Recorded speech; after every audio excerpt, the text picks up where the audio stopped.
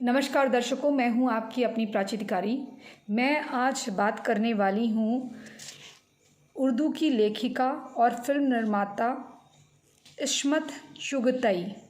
इनकी जीवनी के कुछ अंश उर्दू से अनुवाद करे गए हैं बीबीसी लंदन के द्वारा, बीबीसी हिंदी के द्वारा मैं ये कहूँ तो। उन्होंने लेखिका की आत्मकथा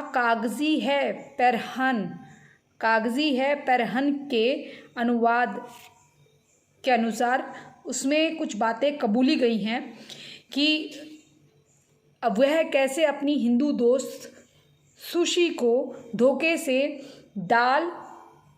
दालमूट बिस्किट फलों में मांस मिला के खिला दिया करती थी, क्योंकि उन्हें पता था कि जन्माष्टमी के दौरान, खासकर जब जन्माष्टमी होती थी, और उन्हें पता था कि ये जो लड़की है ये लाला परिवार से है, किसी बनिया परिवार से, जैसे अग्रवाल गुप्ता या मारवाड़ी जो होते हैं उनमें ज़्यादातर मांस नहीं खाया जाता। वैसे तो हमारे वहाँ कई लोग नहीं खाते, जैसे मैं भी नहीं खाती हूँ, तो इन लोगों में खासकर जो बनिए होते हैं उनमें नहीं खाया जाता। ज़्यादातर लोग नहीं खाते, ब्राह्मण्स भी नहीं खाते हैं, और वैसे कुछ राजपूत भी नहीं खाते। मतलब कहने को तो कुछ वाल्मीकि भी नहीं खाते, हमारे नहीं खाते, कुछ लोग नहीं खाते हैं, कहने को कुछ हिंदू नहीं खाते हैं अधिकतर।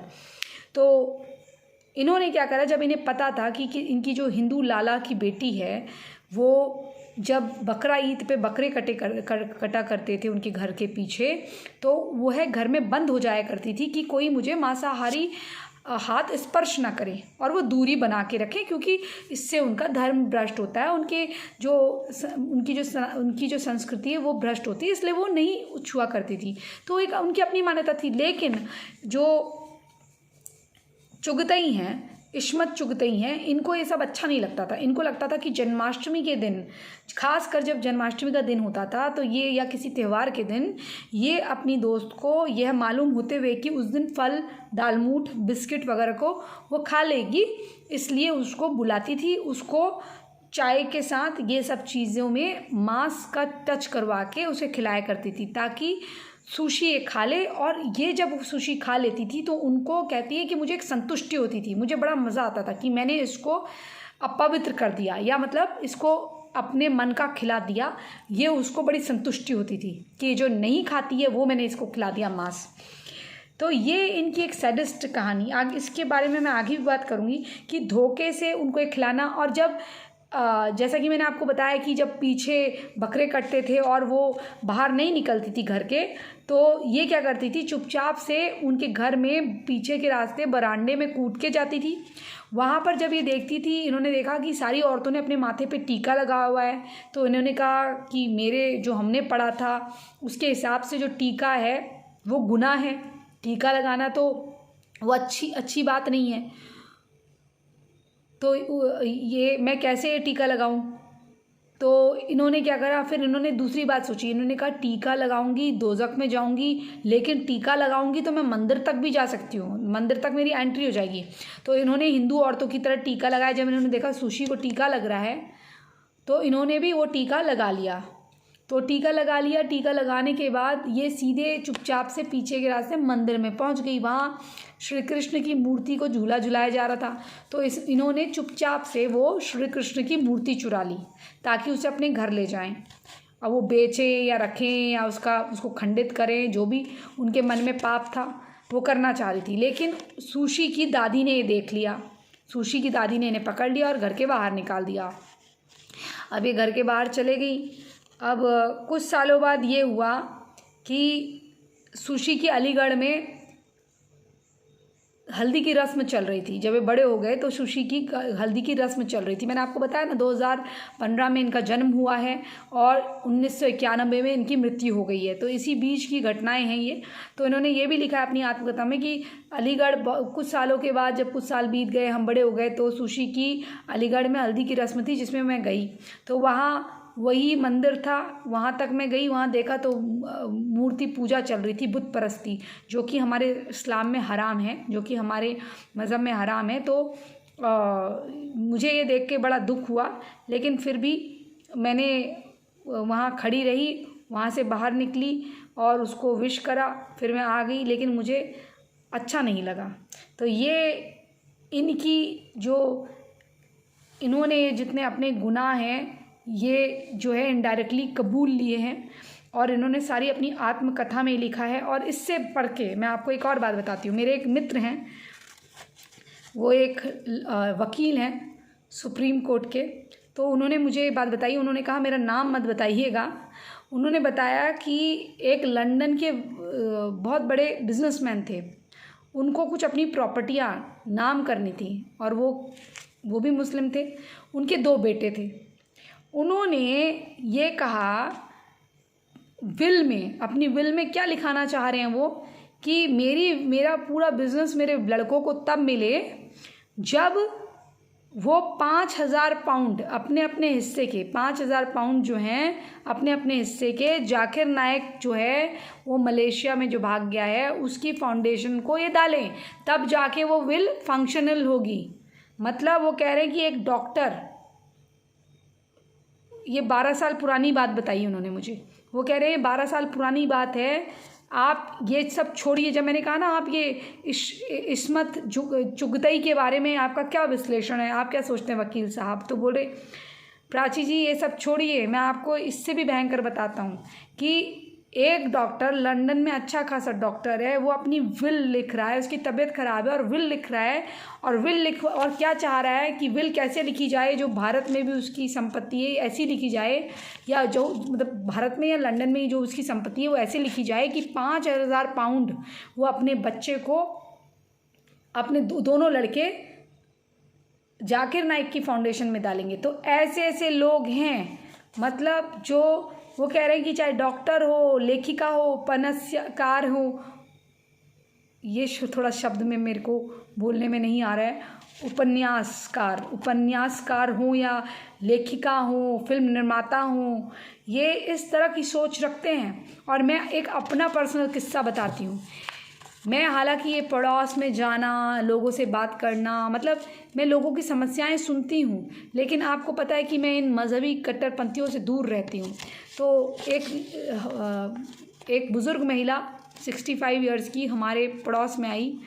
वो मुझे नहीं मालूम था वो बाहर क्या काम करती हैं। वो डींगे खूब हाँकती थी। हालांकि उनके परिधान जो थे बड़े कार्टूनिश परिधान थे। वो पता नहीं 2 चुटिया बना लेती थी, अजीब अजीब सी, और हरकतें करती थी। उन्होंने हमारे आगे खाने की प्लेट रखी। अब मैंने मना करा, लेकिन फिर भी उन्होंने प्लेट रखी। तो उसमें कुछ करेला था, क्या था उसमें, वाइट कुछ था। तो मैंने उनसे पूछा, आंटी क्या ये करेले में, लेने से पहले मैंने कहा क्या आंटी इस करेले में पनीर मिलाया हुआ है, ये जो दिख रहा है? तो बोली अरे क्या मिला है इसमें? तो बोली अरे वो गाय मिली है। तो आप सोचिए, ये इस तरह की हरकतें आपके साथ जानबूझ के करते हैं। वो दिन था, आज का दिन है। मैंने ना कभी उनकी तरफ को देखा, ना मैं उनके घर की तरफ को देखती हूँ। हालांकि मैं इस तरह से बाहर डोलने वाली हुई नहीं, मेरे पास इतना समय नहीं होता। ज़बरदस्ती हाथ खींच के आओ आओ आओ हमारे घर आओ, इस तरह से वो मुझे ले गई थी। और ये कुछ 4-5 साल पुरानी बात है। जो इतना प्रेम मेरा झलकता है वो मेरे खुद के निजी तजुर्बों से आपको झलकता होगा। हाँ, मैंने कुछ ऐसे लोग भी देखे हैं जो ये कहते हैं कि नहीं आप बता दो आप क्या खाओगे, उसी हिसाब से, और आपके सामने ही सब्जियां कटेंगी, आप वेजिटेरियन हो आपके सामने ही सब्जियां कटेंगी, वो ठीक है। लेकिन जो इतना कुछ हो चुका है इस कारण से, और जो मैं देख चुकी हूँ इस कारण से, मैं बिल्कुल उकता गई हूँ। और मैं यही चीज़ आपको बताती हूँ कि जब तक भले ही आप कहीं पर हो, आप अपने शूट में हो या अपने किसी विदेश में हो, कहीं आप भारत में हो, भारत के किसी कॉर्नर पे हो, आपको सलाद काटना आता है, सैलेड काटना आता है, आपको लेटस नहीं मिलेगा, पत्ता गोभी मिलेगी, पत्ता गोभी काट लीजिए, टमाटर काट लीजिए, खीरा काट लीजिए, थोड़ा मेयो सॉस मिला दीजिए, नहीं तो हमारे पहाड़ी स्टाइल का जो सैलेड होता है नींबू और नमक वो मिला के खा लीजिए। ब्रेड ले लीजिए रेडीमेड, वो खा लीजिए, रोटी कोई दे दे वो खा लीजिए, उसके अंदर भर के खा लीजिए, रैप जैसा बना के खा लीजिए। लेकिन इन लोगों का भरोसा मत करिए। मैं तो बिल्कुल नहीं करती, मैं तो किसी का नहीं करती हूँ, मैं किसी के हाथ का कुछ नहीं खाती। देख रहे ना ये सिद्धार्थ को किस गैंग ने ठिकाने लगा दिया है।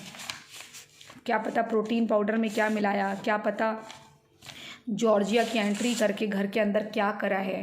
तो इस तरह के जो लोग हैं इनसे थोड़ा बचिए, और ये लोग सही नहीं हैं। और इनको एक सुकून मिलता है, ज़हनी सुकून मिलता है।